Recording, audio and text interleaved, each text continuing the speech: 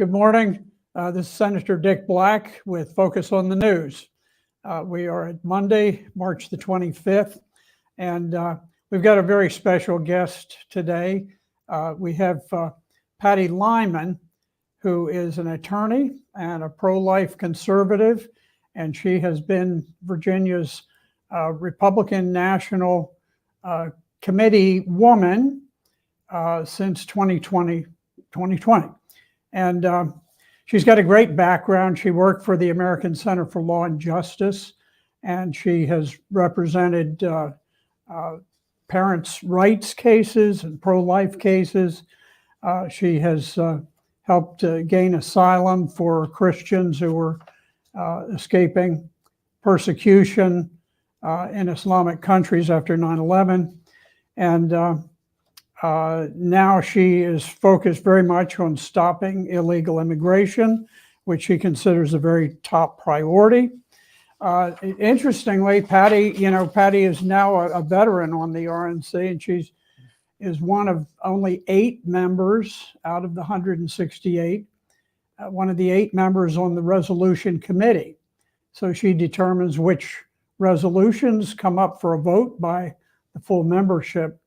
She's got a great educational background with a BS in Commerce from University of Virginia, an MBA in Finance from University of Pennsylvania's Wharton School, and has a Juris Doctor in Law from Regent University.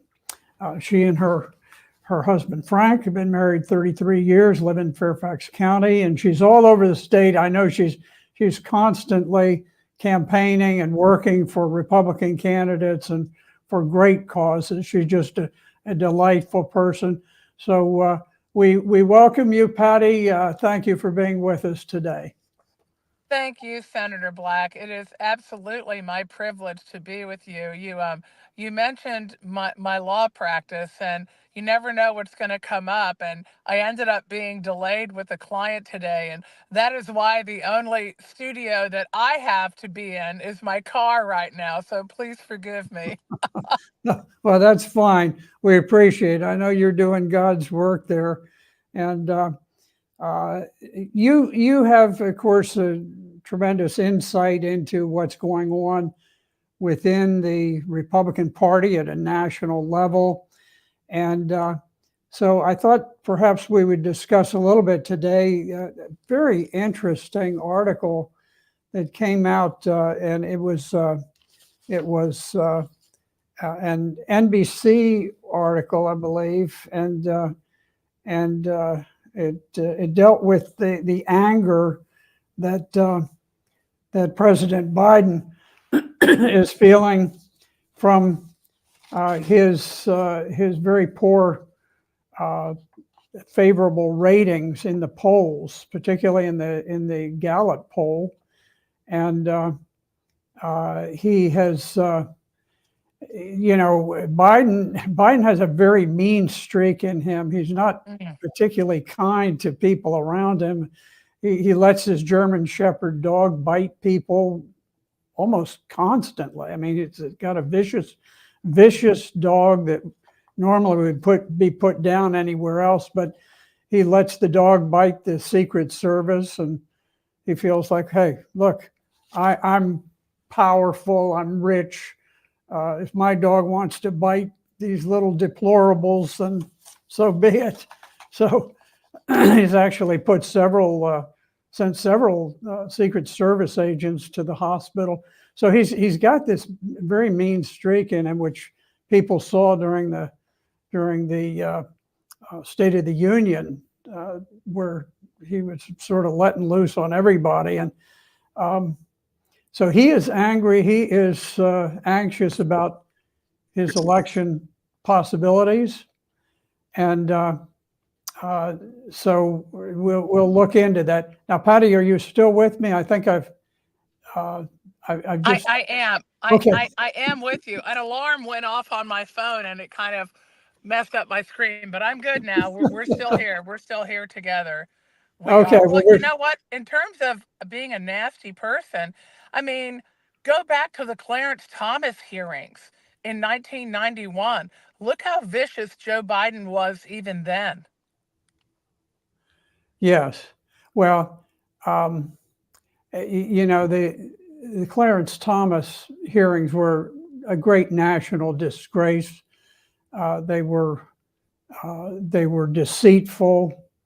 They were simply, you know, an assemblage of lies, falsehoods that were coordinated with the media, designed to take down one of the finest finest members of the Supreme Court who has ever served. Yes.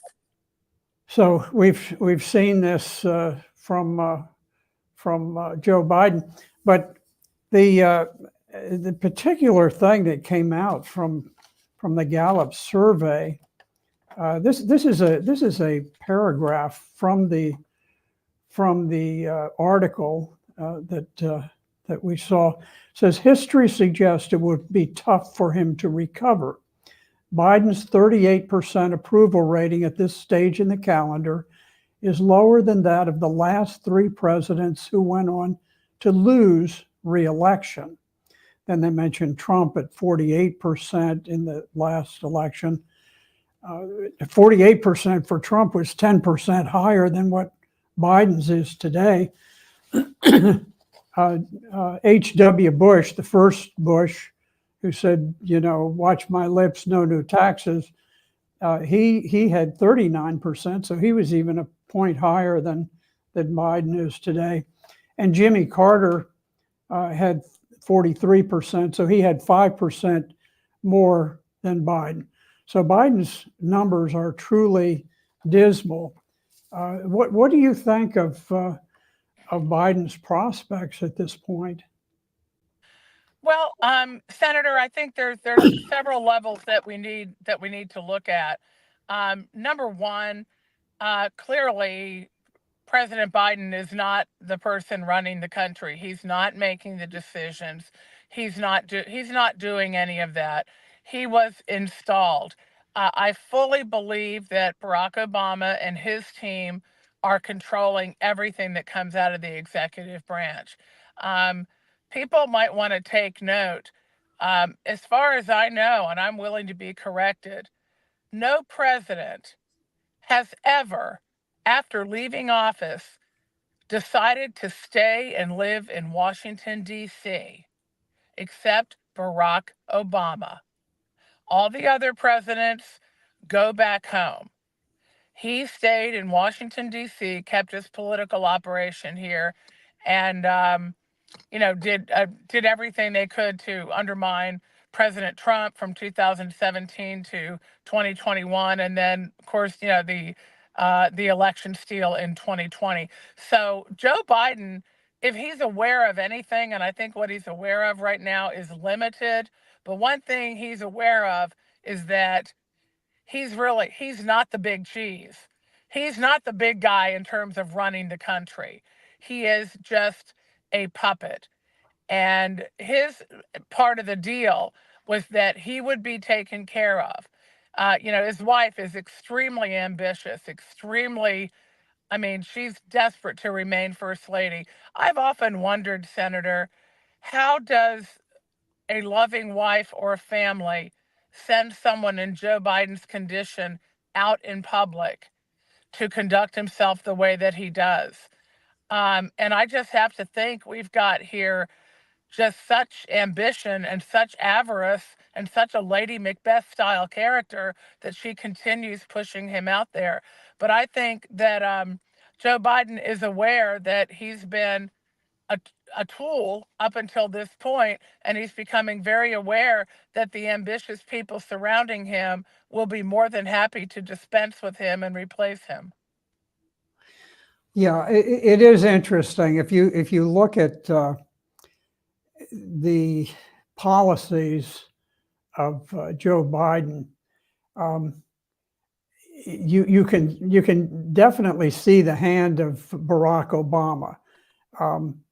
The sort of the level of racial hatred with the critical race theory, the attempts to divide the country, Barack Obama was always a very divisive president.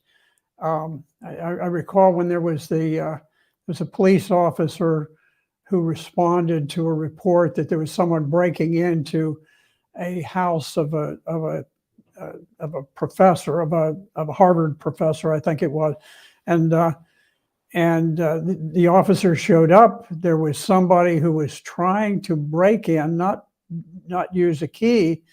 It turned out that there was a professor there. He was a black professor, and he had lost his key, and he was trying to somehow get in. And the officer responded. He took a sort of a big ration of garbage from the professor. It was very, very arrogant, very nasty towards him. And anyway, it was reported to Barack Obama that something had happened. He didn't know any of the details, any of the circumstances, but automatically, because it was a white police officer, he said, well, I don't know. He almost said something like, I don't know anything about it, but he obviously was acting stupidly. In other words, here was a white police officer who had the effrontery to not understand the greatness and wonderfulness of this unknown black person who's trying to break into a professor's home. So he often sort of let his racial hatred show, and then also the whole LGBT, pedophilia, transgender stuff.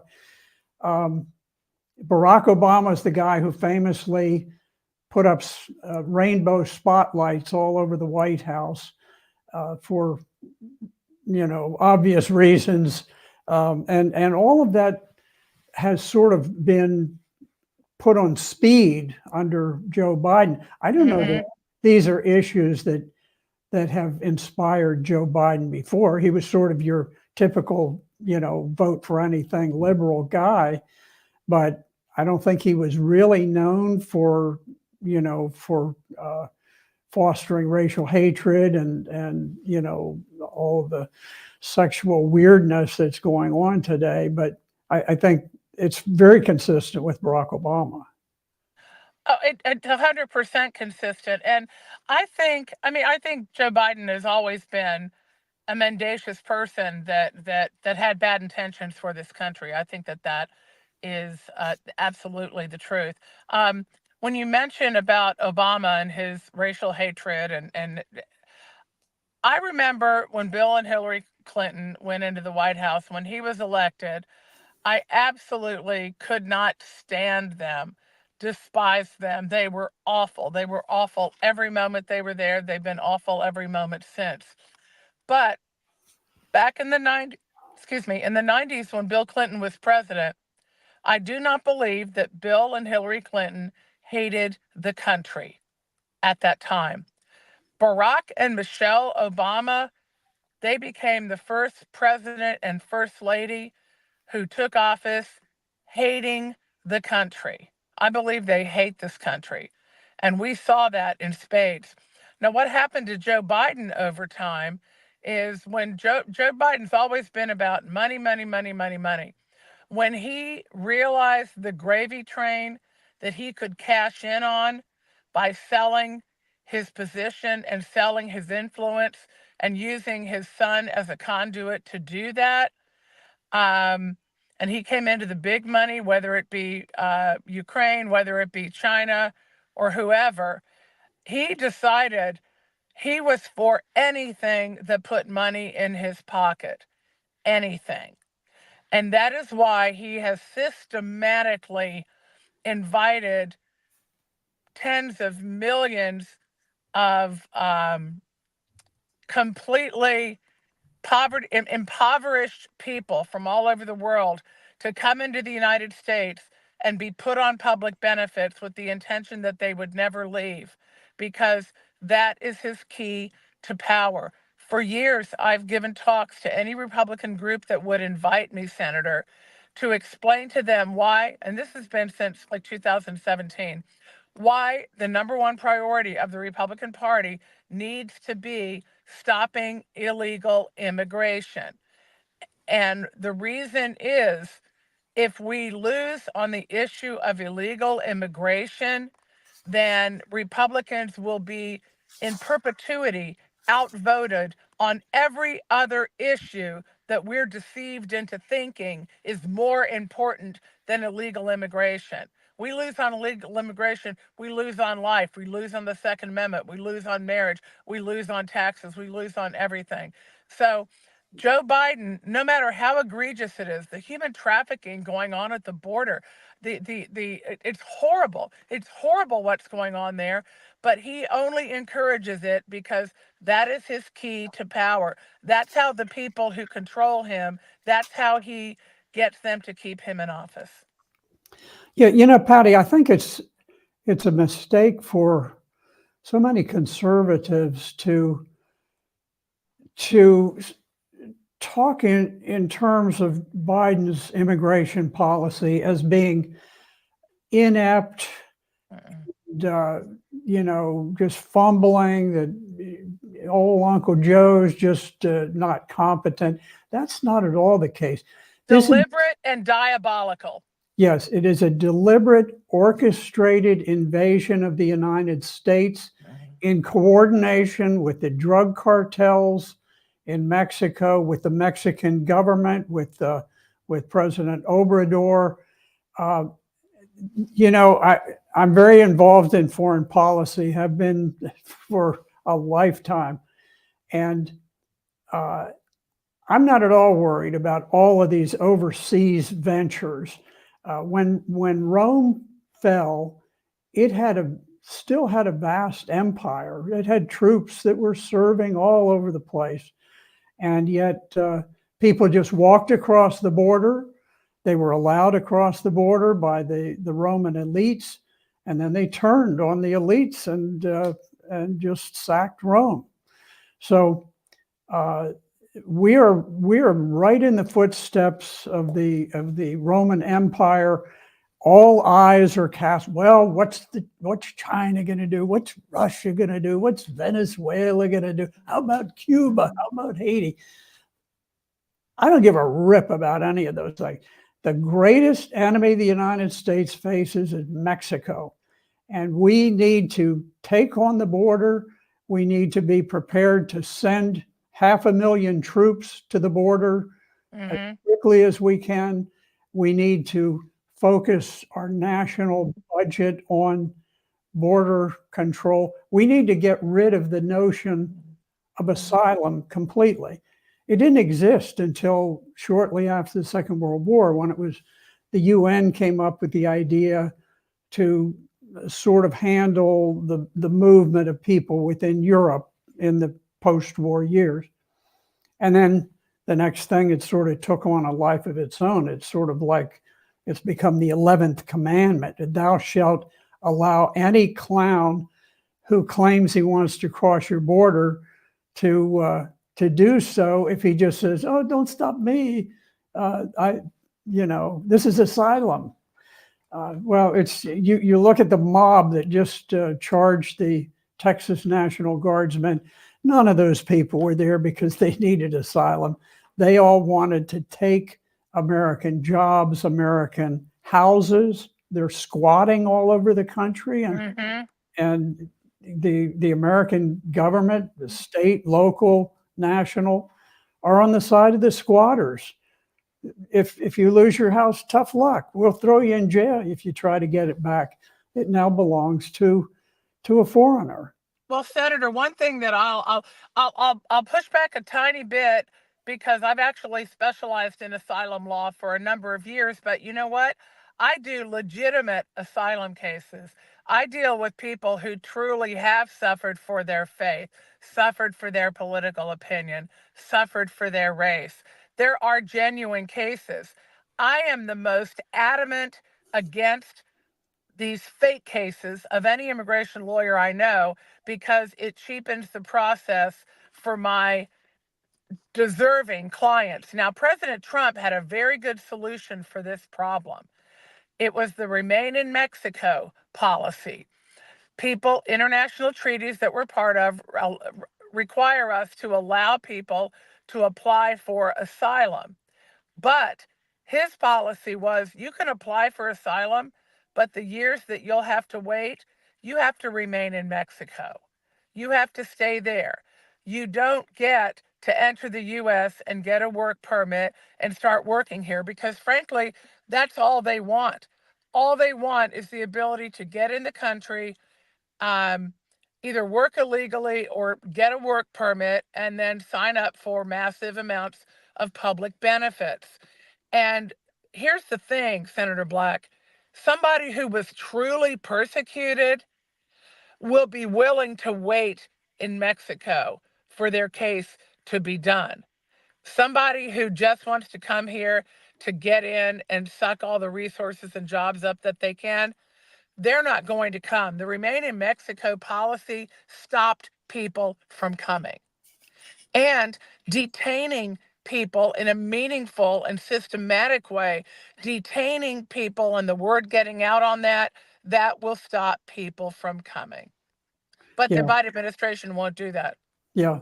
I mean, we have similar views on that, but to me, no one should have a right to enter our country for any reason. No. We should decide. There may be times we decide, okay, a certain group should have the ability to apply for asylum. We should never, ever allow people to come and intimidate us at the border. If they apply, they should go to a U.S. consulate or U.S. embassy and apply there. But don't come to our borders and try to do a bum's rush and push down our National Guardsmen on the ground and force your way in. I think we ought to be using deadly force on groups like that come in and try to attack our troops. 100%. 100%. So, but let me just, I saw in this article that Joe Biden, he's one of the things that makes him angry is that people don't understand how much he has done for the economy. Oh, gosh. My wife told me the other day, she said, gosh, she says, gasoline prices have gone up to about $3.55. She paid $3.55. She always buys cheap gas. We're pretty penny pinchers. And I think the last time we talked much about it, she was telling me how, hey, the gas prices had fallen to where they were below $3. So you jump from, I think she said, well, it had gotten down about $2.85. So now it's back up to $3.55. That's a big jump. And for people with limited incomes, that's a big part of their budget. I just wonder how much people feel that Joe Biden has done such a great job with the economy. I mean, he's hit people coming and going. And I mean, the first thing that he did that was so devastating is he shut down every good energy policy that President Trump had going on that was making us not just energy independent, but energy dominant in the world. He shut all of that down, and that made the energy prices skyrocket. And of course, as we know, the energy price is directly related to the price of everything that has to be transported, which is everything. And so it's crept up little by little by little. And, you know, people were not even recovered yet from the economic downturn of COVID. We were starting to come back, but people were still in bad shape from that. People who had not been employed for a while, people who had lost their businesses, they were in bad shape. And for Joe Biden to come in and immediately cause prices to skyrocket on the most essential things that we need. I'll never forget going into the store and eggs being almost over $6 at Aldi, at a discount grocery store, at Aldi. And I'll never, I mean, eggs used to be the go-to cheap source of protein, and eggs became almost, out of reach for a lot of people. But people with COVID and then with the onslaught of Biden and what he has done to the American people and squeezing them out of their jobs, every job that's taken by an illegal alien that comes into this country, they've done studies, is taken away from people at the lower end of the economic scale, and also is taken away from minorities. When you see interviews with people that live in big cities like New York and Chicago, a lot of interviews with Black Americans, they are enraged that they have been completely, not just forgotten, but are being deliberately decimated by the Democrat Party. But because they are, as they say, they are being replaced by the illegal aliens that the Democrats are bringing in. So all of these things together are making a horrible crunch on regular working people, people who are a lot worse off than you and me, or than even people who are a lot worse off than the most bad off person that I know. They're really, really suffering. And the lack of care about that, frankly, not just from the Biden administration, but from too many in our own Republican Party, from too many in this Congress, on the take from the military industrial complex, on the take from the cheap labor industry. They are willing to jeopardize the welfare of American citizens to favor illegal aliens and to favor the war machine that keeps their donations coming in. I'm disgusted with it. In fact, a group of them were at a fundraising event recently in this area, and it was all kinds of Republican Congress people who were sold out to the defense industry, who were pushing for unlimited dollars to Ukraine, people working opposite and against the interest of American citizens. I've had it with that. Our party needs to be about America first and about U.S. citizens. Patty, I have to give a little shout out. This is, I fought in Vietnam, and there's a fellow, Charles Messing, who logged in, and he is a former corpsman, which is a medic Yep. for the Marines and for the Navy, and I've worked very closely with them, getting casualties evacuated, and in fact, I Barack was Obama called them corpsmen, by the way. corpse, Remember that? corpse, yeah, and yeah, I was operated on by an 18-year-old corpsman when we ran out of surgeons, and we had some funny experiences, but he did a good job. And anyway, so this is Charles Messing. I just wanted to say hi to him. Let me ask you, how are the House and Senate races shaping up for the Republican Party? I for the most part, Senator Black, I generally stay out of those races during the primary period, only because, as one of three statewide party officials, I'm going to have to credibly campaign for whoever the nominee is in all of those races. I think in the U.S. Senate race, we have we have multiple strong candidates. I think there's four candidates that are very, very strong. I think in terms of the Well, overall. Patty, I'm actually thinking about nationally. How do we look Oh, in okay. national terms? Well, it's not looking too good in terms of the numbers that we have in the House, since liberal Republicans keep resigning their seats to go do something more lucrative. And some of them, the latest one, is deliberately resigning after a certain date. So his district cannot have a special election, and his seat has to be empty until November. So that's one less Republican. Um, I'm very concerned. I think we have a margin of two Republicans to keep the majority in the House. And Senator Black, if there's nothing else people remember that I say in this interview, it is. As Republicans, we have to give people a reason to vote for us.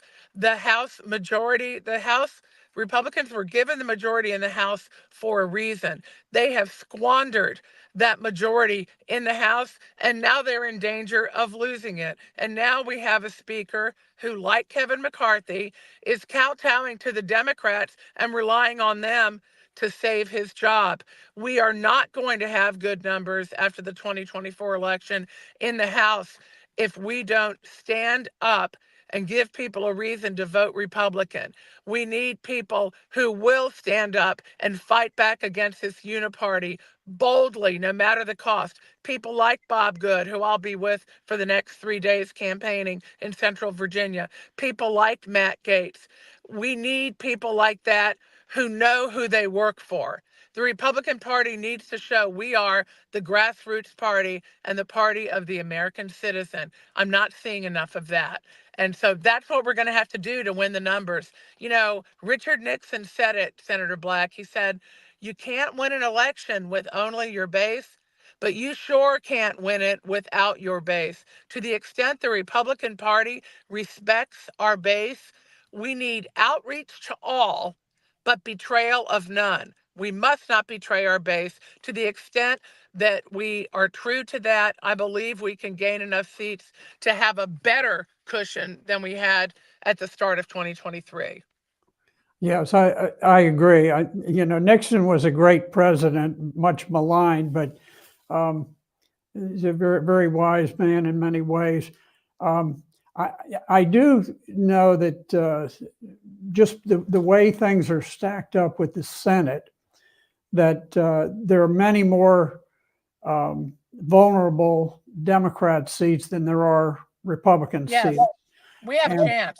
So I would not be surprised if we didn't end up with a very solid majority in the Senate, and then we'll see. I don't have the same grip on the House races, but like you, I'm a tremendous fan of Bob Good. He is our congressman here in Virginia for the 5th district, and he is the leader of the Freedom Caucus, and just a tremendous, rock solid conservative in every respect. Let me just, one thing I want to touch on before we finish. Of all of the pros and cons of Donald Trump, the one weakness that I think many people are concerned about is that he had a tendency to select a cabinet that was not ideal. And there were ones who were very good, but there were many. He had a tendency to put people in office who disliked him personally and despised his policies. And personnel are policy, and the president can do certain things in his office, but the head of the director of national intelligence, for example, has thousands and thousands and ultimately millions of people he affects. Health and Human Services and all of these others, DOD, and so many of the cabinet officials were people who took office determined to thwart the will of the American people and to damage the Trump administration. But I know that Heritage Foundation is running this Project 2025 to help recruit potential people to be hired into his incoming administration. Do you think Donald Trump, as president, would be likely to rely on that group of people so that he can put people into office within the bureaucracy, the Schedule C people? And he didn't do that the last time. He's the only president in my memory who didn't make these appointees to get his political people seeded throughout the government. You think we have a possibility that he will do better at that this time if he's elected? My answer is a resounding yes. The reason that those people were not put in the last time is that President Trump essentially had forced upon him making Reince Priebus the chief of staff. Reince Priebus and others that he brought in systematically excluded from consideration. I mean, tens of thousands of people, like me, I was one of them. People who were MAGA Trumpers who were qualified for those jobs, they got tossed in the circular bin.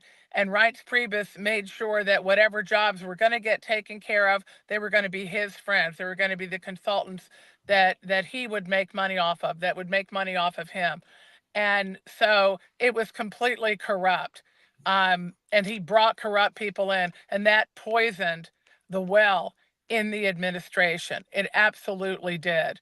And they never were able to catch up. And of course, because Mitch McConnell and the Senate were working against President-elect Trump, he was limited in who he could put in his cabinet Sure. because they had to be confirmed. So it had to be somebody that was a little bit rotten, or Mitch McConnell would not agree to have them be confirmed. I believe that the 2020 election steal and the aftermath and what President Trump has been put through for the last 4 years, Senator Black, I believe that that has changed him in profound ways, absolutely profound ways.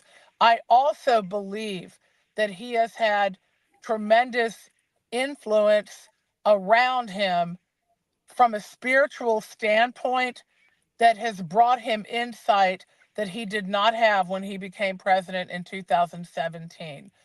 I am fully confident that he understands the difference this time.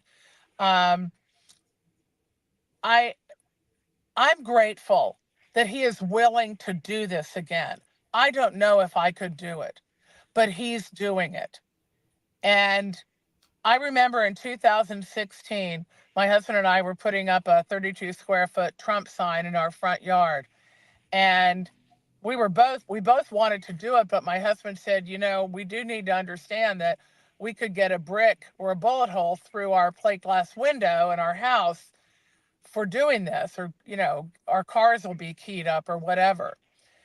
And I said, you know, that man had a great life, and he stepped up, and now he works from dawn until after midnight all over the country campaigning for us, making people like us, middle class people, the central focus of what he's doing.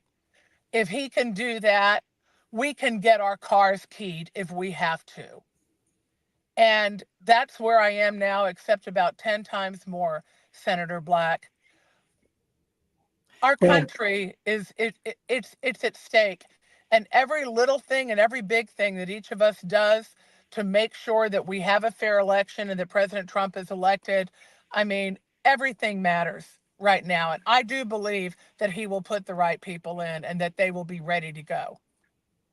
I certainly hope so. I am I am a just a very very strong supporter of Donald Trump. I want him to win.